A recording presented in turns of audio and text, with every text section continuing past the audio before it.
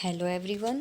तो आज हम स्टार्ट करने वाला आज हम बिजनेस एनवायरनमेंट का लास्ट पार्ट कर लेंगे और फिर हमारा ये वाला चैप्टर ख़त्म हो जाएगा। तो हमारे बिजनेस स्टडीज़ के 3 चैप्टर हमने कर लिए हैं, तो उनको अच्छे से जाओ देखो और अच्छे से प्रिपेयर करो 3 चैप्टर्स को। उसके बाद हम आगे भी चैप्टर्स की वीडियोस जल्दी ही आ जाएंगी। तो हम आज डिस्कस करने वाले हैं dimensions of business environment, new economic policy और उसका क्या इम्पैक्ट पड़ा हमारी बिजनेस के ऊपर न्यू इकोनॉमिक पॉलिसी का। ये आज हम देखने वाले हैं। So let's start now. अभी मजा आएगा ना भिड़।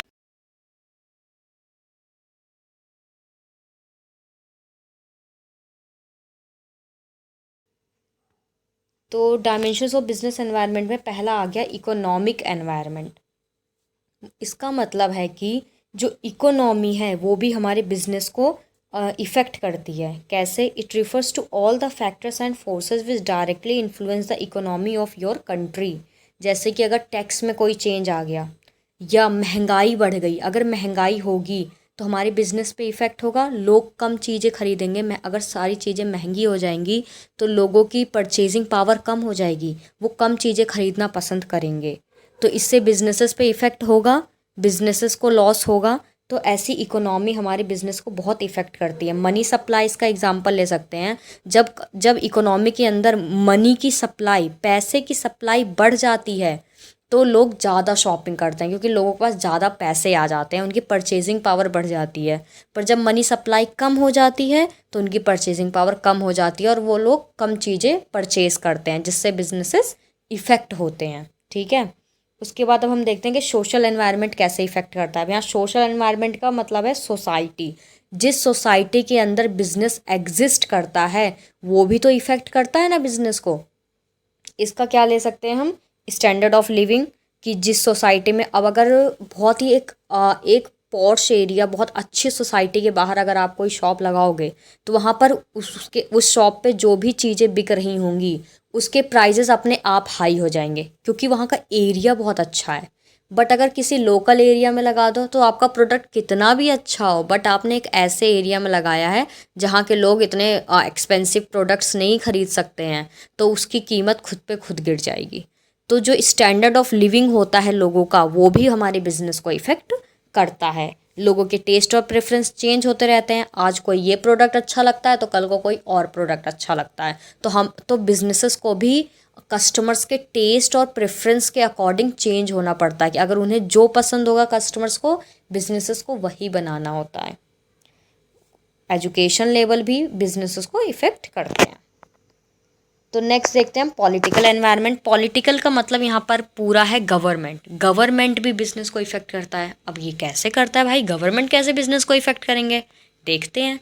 अब क्या है कि अभी कोई और गवर्नमेंट है, 5 ईयर्स के बाद कोई और गवर्नमेंट आ जाएगी। फॉर एग्जाम्पल गवर्नमेंट चेंज हो गई जो रूल कर रही है, तो अब न्यू गवर्नमेंट आएगी तो उसके नए टैक्स होंगे, नई पॉलिसीज़ होंगी, नई नई चेंजेस लेकर आएगी, बिजनेसेस के लिए भी नए रूल्स रेगुलेशंस बनाएगी। तो वो पहले, अगर फॉर एग्जांपल पहले टैक्स बिजनेसेस को पे करना पड़ता था 2%, अब जो नई गवर्नमेंट आई उसने टैक्स कर दिए 3%। तो इससे बिजनेस इफेक्ट हुआ कि नहीं? या फिर उसने 2% से 1% कर दिया तो बिजनेस को फ़ायदा हुआ। तो फ़ायदा भी हो जाता है कभी कभी और कभी कभी लॉस भी हो जाता है। कुल मिला के बिजनेसेस इफ़ेक्ट होते हैं जब गवर्नमेंट कोई चेंज लाती है। ठीक है। उसके बाद आ जाता है लीगल एनवायरनमेंट। लीगल एनवायरनमेंट का मतलब है लॉ। ठीक। गवर्नमेंट ने बिजनेसेस के लिए बहुत सारे लॉ बनाए हैं, बहुत सारे एक्ट बनाए हैं। उन एक्ट के अंदर ही बिजनेसेस को काम करना होता है। जैसे कि कोई भी अगर स्टार्टअप खोलना चाहता है तो गवर्नमेंट उसके लिए बहुत सारी स्कीम्स लाए कि अगर तुम स्टार्टअप खोलोगे तुम्हें लोन ईजिली मिल जाएगा, तुम्हें कुछ बेनिफिट्स मिल जाएंगे, तुम्हारा टैक्स रिडक्शन हो जाएगा। तो ये सब स्कीम्स लाया है गवर्नमेंट ने, उसकी वजह से बिज़नेस इफ़ेक्ट हो रहा है, बिज़नेस को फ़ायदा हो रहा है। तो ऐसे कहीं कहीं नुकसान भी हो जाता है। तो ऐसे ऐसे गवर्नमेंट ने रूल्स और रेगुलेशंस बनाए हैं जो बिजनेसेस को इम्पैक्ट करते हैं। जैसे कुछ प्रोडक्ट्स क्या होते हैं, लॉ के अंदर बैंड होते हैं कि इन टाइप के प्रोडक्ट्स को तुम नहीं बेच सकते हो। तो ये क्या होता है, ये भी बिजनेसेस को इफ़ेक्ट करते हैं। ठीक है। तो ये 4 डायमेंशंस थे हमारे बिजनेस एनवायरनमेंट के। आगे हम डिस्कस करते हैं न्यू इकोनॉमिक पॉलिसी 1991। अब इसमें क्या हुआ था, न्यू इकोनॉमिक पॉलिसी जब आई थी 1991 में, तो इसमें 3 चीज़ें आई थी, लिबरलाइजेशन, प्राइवेटाइजेशन और ग्लोबलाइजेशन, जिसको हम कहते हैं LPG। ये बहुत इंपॉर्टेंट टॉपिक है, आगे तुम इसको बहुत डीपली पढ़ते रहोगे फ्यूचर में, तो LPG इज़ वेरी इंपॉर्टेंट। तो सबसे पहले देखते हैं कि लिबरलाइजेशन में क्या कहा गया था। NEP का मतलब यहाँ पे न्यू इकोनॉमिक पॉलिसी है। तो लिबरलाइजेशन में कहा गया था कि it means end of licence, quota and many more restriction and control which were put on industries before 1991। हमारा कंट्री जब आज़ाद हुआ था तो उसके बाद हमने बहुत सारे बैरियर्स लगा दिए थे, मतलब कुल मिला के हम दूसरी कंट्रियों से कट ऑफ हो गए थे।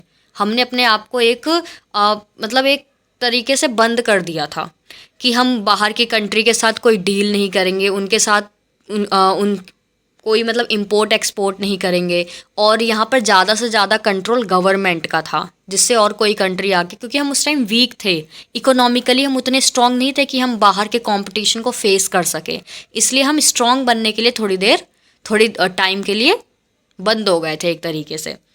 तो उसके बाद 1991 में LPG आया। तो लिबरलाइजेशन में क्या करा गया, तो पहले गवर्नमेंट पूरा कंट्रोल करती थी, ज़्यादातर गवर्नमेंट सेक्टर ही होते थे। तो गवर्नमेंट ने क्या करा, अगर कोई आम इंसान को कोई बिज़नेस खोलना है तो बहुत मुश्किल होता था, बहुत सारे लाइसेंस लेने पड़ते थे, बहुत सारी रिस्ट्रिक्शंस थी, बहुत सारे पेपर वर्क्स करने पड़ते थे, तो बहुत टाइम लगता था, तो कोई बिज़नेस ईजिली खोल नहीं पाता था। तो लिबरलाइजेशन में क्या किया गया, ये सारे जो भी रिस्ट्रिक्शंस थे वो सब हटा दिए गए।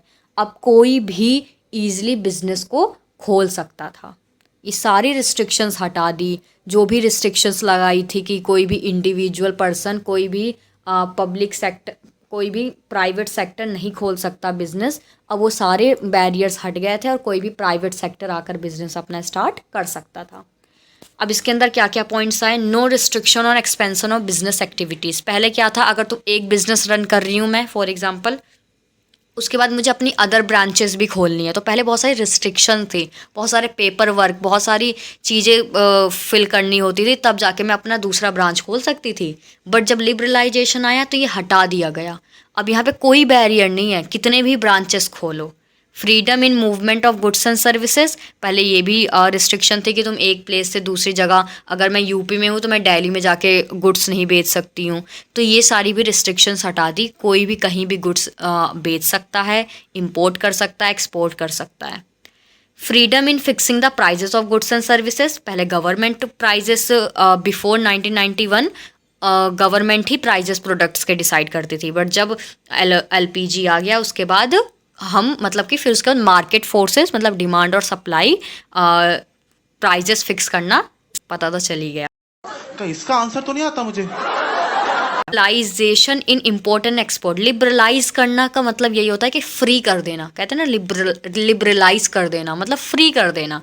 तो यहाँ पे इम्पोर्ट और एक्सपोर्ट को भी फ्री कर दिया गया, मतलब अब हम दूसरे कंट्री से भी इम्पोर्टेड गुड्स मंगा सकते हैं या अपने गुड्स दूसरे कंट्री में जाकर बेच सकते हैं, ठीक है। तो लिबरलाइजेशन में ये था। अब देखते हैं कि प्राइवेटाइजेशन क्या था। तो it refers to giving greater role of private sector and reducing the role of public sector. Liberalisation में हमने क्या डिस्कस किया था कि जो भी बिजनेस, अगर किसी भी प्राइवेट सेक्टर को बिजनेस करना है तो उसके ऊपर जितनी भी रिस्ट्रिक्शंस थी वो सब हटा दी गई। मतलब क्या, प्राइवेट सेक्टर को प्रमोट किया गया। प्राइवेटाइजेशन के अंदर प्राइवेट सेक्टर को प्रमोट किया गया और पब्लिक सेक्टर का रोल कम कर दिया गया, ठीक है। ज़्यादा से ज़्यादा अब अगर अभी करंटली कंपेयर करो तो ज़्यादा से ज़्यादा चीज़ें सब प्राइवेट ही हैं। बस एक दो चीज़ें ऐसे हैं, रेलवे, डिफेंस, यही सिर्फ पब्लिक गवर्नमेंट कंट्रोल करती है, पर बाकी सारे सेक्टर्स प्राइवेट सेक्टर ही कंट्रोल करती है। तो यहाँ पे प्राइवेटाइजेशन को बढ़ावा दिया गया। Reducing number of industries and sector reserve for public sector, मतलब कि वही कि ज़्यादा से ज़्यादा जो भी पब्लिक सेक्टर के कंट्रोल में था, जो भी गवर्नमेंट के कंट्रोल में इंडस्ट्रीज़ थी, गवर्नमेंट ने अपना कंट्रोल वहाँ से लूज़ कर दिया, छोड़ दिया और ज़्यादा से ज़्यादा चीज़ें प्राइवेट सेक्टर के हाथ में कर दी, जिससे फिर पहले सिर्फ पब्लिक बैंक्स होते थे, जब प्राइवेटाइजेशन आया तो प्राइवेट बैंक भी होने लगे, ठीक है। फिर ग्लोबलाइजेशन क्या है? अब ग्लोबलाइजेशन था, it refers to integration of various economies of world, मतलब कि integration of different countries of world. अब हम डिफरेंट कंट्रीज़ के साथ डील कर सकते थे, डिफरेंट कंट्री के साथ बिजनेस कर सकते थे, अपना बिजनेस दूसरी कंट्री में खोल सकते थे, दूसरे कंट्री वाले अपना बिजनेस यहाँ सेटअप कर सकते थे। तो ये सब ग्लोबलाइजेशन में ये सब हो सकता था कि हम दूसरी कंट्रीज़ के साथ इंटीग्रेशन कर सकते थे। यहाँ पे क्या हो गया, अब easy entry of foreign companies हो गया। अब फॉरेन कंपनीज इजी यहाँ आ सकती हैं और अपने बिजनेस को सेटअप कर सकती हैं। फिर क्या हुआ, अब ऐसा हुआ जब बिजनेसेस आने लगी दूसरी कंट्री के, तो इन्वेस्टमेंट बढ़ा, हमारी भी डेवलपमेंट हुई, हमें भी नई चीज़ें पता चली कि अब दुनिया में आखिर चल क्या रहा है। हमने भी अपने टेक्नोलॉजी में चेंजेस लाए, बहुत सारे चेंजेस आए। Reduction of import duty, reduction of import duty का मतलब यहाँ पर है कि हमने ट्राई करा कि हम ज़्यादा से ज़्यादा चीज़ें अपनी कंट्री से एक्सपोर्ट करें, मतलब अपनी कंट्री से ज़्यादा चीज़ें दूसरे कंट्री में बेचें। और इम्पोर्ट मतलब दूसरे कंट्री से कम चीज़ें खरीदें, क्योंकि अगर हम खरीदते हैं तो हमारे ही तो पैसे जाते हैं, हमारे फॉरेन एक्सचेंज कम हो जाता है। तो ज़्यादा से ज़्यादा हम एक्सपोर्ट करने की कोशिश करें और इम्पोर्ट को हम कम रखें, जिससे हमारा बेनिफिट हो। तो एलपीजी ये था। This is very important topic, तो इसको अच्छे से कर लेना।